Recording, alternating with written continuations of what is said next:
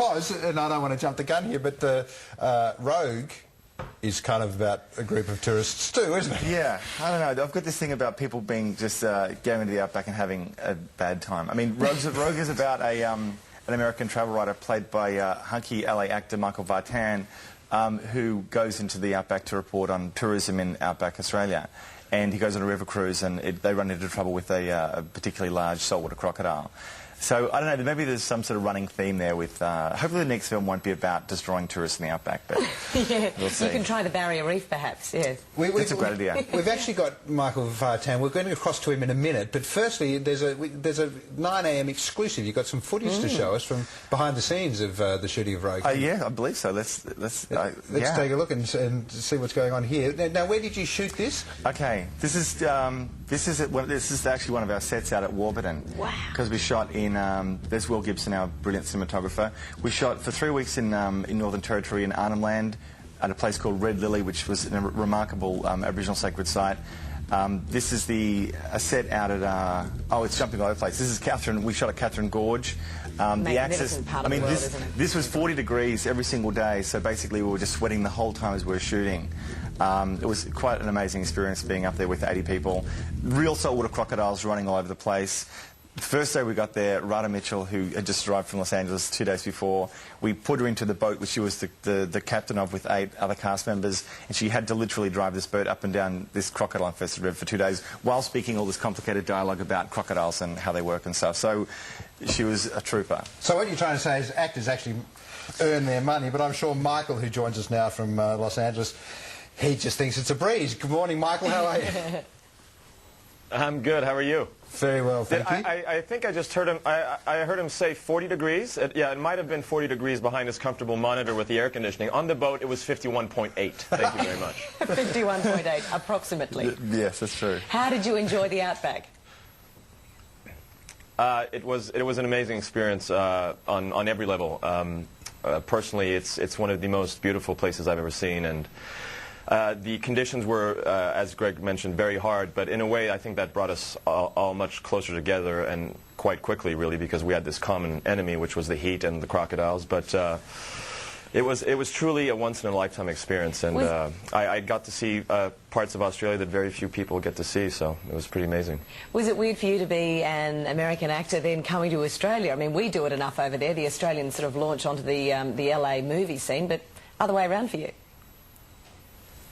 Yeah, no, I didn't really know what to expect. You know, unlike most Americans, I knew there weren't kangaroos hopping through the streets of Melbourne. I knew that. Don't tell them that, though. Thank goodness for that. But no, you know, the cast and crew, I can honestly say, are probably the greatest group of people I've worked with in my 18 years in this business, and they were so welcoming right off the bat and made me feel so comfortable. And you know, from day one, we just all got along, and it was truly a labor of love on every level. Is it much different coming from the LA way of making movies to come to Australia and work with an Australian crew and an Australian director in Australia? Very much so. The main difference that I noticed was in terms of the crew. There really isn't any hierarchy. Everyone pulls their own weight. Everyone's got a job to do, but is very happy to help, you know, someone else do theirs if they can. There's no, you know, none of the typical LA. I don't know if I can say bullshit on Australian TV. No, but I did. no, you can't say that. You hear. You can say bloody hell, but you can't say that word. Crock poop. It was we really were a unit, you know, from Greg, and you know, not to compliment him too much, but it does come all from the director. He chooses the people he wants to work with, and you know, he put together an amazing group of actors and a crew that we really gelled. It was a wonderful experience. While you were out here, Michael, I seem to remember seeing you just about every day in the gossip pages of the paper, out at clubs with a different girl You just couldn't keep your hands off the Australian women, could you? Well, it must be a really boring stretch down there if I made the papers every day. No, you know, listen, you work hard, you play hard, and... yeah. Make them and we break them. Well, you didn't break me yet, hopefully. What do you think of Rogue 2. What do you think of Australian women, Michael? Specifically, Australian women. I'd say what I think of Australians in general is that it's a... That was a nice dodge. Honestly, the greatest country I've ever been to. I want to move there. It's going to be a little difficult with work, but it truly was an experience of a lifetime for me. I made friends in 4 months there that I feel I will have for a lifetime, and there's an ease, there's a kindness, there's a basic sort of, you know, when Australians say no worries, they actually mean it. Yeah. Whereas when they say that over here, they don't really mean it. It's a lot of worries, many worries. Greg, what did Michael bring to the role? Uh-oh. Here we go. No, there's this saying that I have, which is, you know, the casting process is one of the most stressful of setting up any film, you know. Really? Oh, it is, because basically there's a time frame, and you know you have a start date, and basically you have all the ideas of who you want. And your ideas change, and you're constantly trying to think. You're trying to juggle about 20 different things. And we had 8 lead roles in the movie. But obviously that was, you know, Michael's part was the most critical part for us to get right. And, you know, there's that whole thing. Straight, then my job gets really easy, because what I'm meant to do.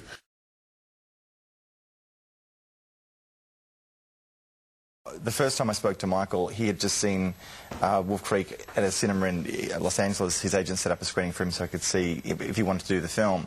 And I spoke to him, and you know, I was really wanting him to do it. And I just said, I was completely honest. I said, look, this is going to be really hard. It's going to be really terrible, actually. If you don't want to go into horrible conditions, if you want to have a huge trailer and all this kind of crap, you don't do the movie. And he said, no, I know, I'm interested in it. And I just undersold it. And it was nothing other than just saying, it's now or never. Like, this is what it's actually going to be like. You know, and if you love the script and if you want to do it, I really want you to do it. And, you know, I think... But it won't be the Hollywood glamour. No. I just was frank about what the experience was going to be, which is it's a tough movie to make. And I think that kind of set the tone for the relationship, and it was a very honest working experience. And you know, I was a fan before, and now I'm a huge fan, because now I know him personally, and he's a really great, you know, a great person to be around. And, you know, for a very hard shoot, he kind of lifted everyone's spirits all the time, particularly when we spent 4 weeks climbing around, you know, literally crawling around in mud in a wetsuit. And I had to do it one day when I had to stand in for him, and I did it for half an hour, and I'm out here. And he did it for 4 weeks without complaining. At least to me, so. So now you've finished shooting Rogue, so you go into the post-production business now, so yeah. you'll be teaming up again, I imagine, with Michael throughout post-production. Yeah. What's next? I know in a lot of big American movies, they do a lot of post-syncing. Yeah. Do you go into that? I mean, is there a large amount of that to go into now?